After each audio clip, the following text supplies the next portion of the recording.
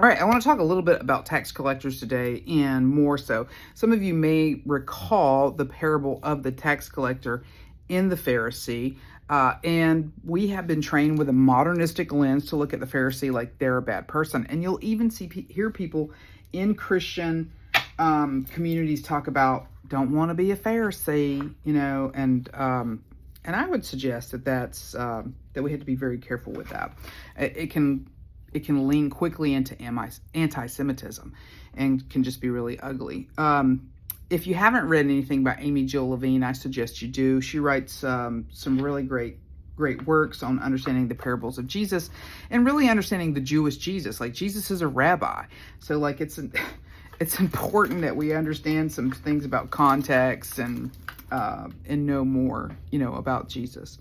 But she really, when she talks about the parable of the Pharisee and the tax collector, which again, Matthew, Levi, was a tax collector, was a publican, right? She talks about how tax collectors were hated, like were viewed with suspicion, like often took more than their share, were like oppressive to the people. They, in some ways, they were a little bit like the Gestapo, right? Like they were like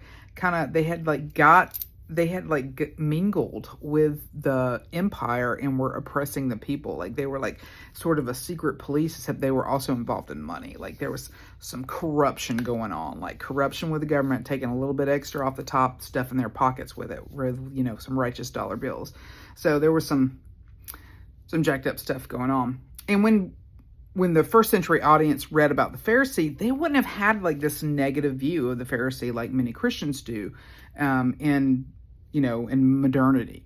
The Pharisee was one who was an example, right? An exemplar, an exemplary human who was doing good, who was praying, who was caring, who was out there, who was at the food pantry at 6 o'clock in the morning, who went down to the shelters, who was caring for the AIDS patients, who was loving the refugees. Like, this is somebody who was really good, and who was praying for people, who was going to visit the sick in the hospital, who was really caring. Like, this is an example of a good human being. And that's what a Pharisee was like. It wasn't like they were like, oh God, Pharisees are horrible. No, that's much later. That's from the way that we've been interpreting scripture. But many of the Pharisees were the devout, right? These were those that were loving, these were good, devout people.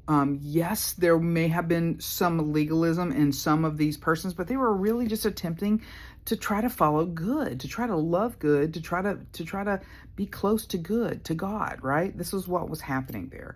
So, and then again, the tax collectors, they weren't caring about the community. And it's interesting, in the parable of the tax collector and the Pharisee, we often think, well, thank God I'm not like that Pharisee who beat their chest and said, oh, thank God I'm not like the publican.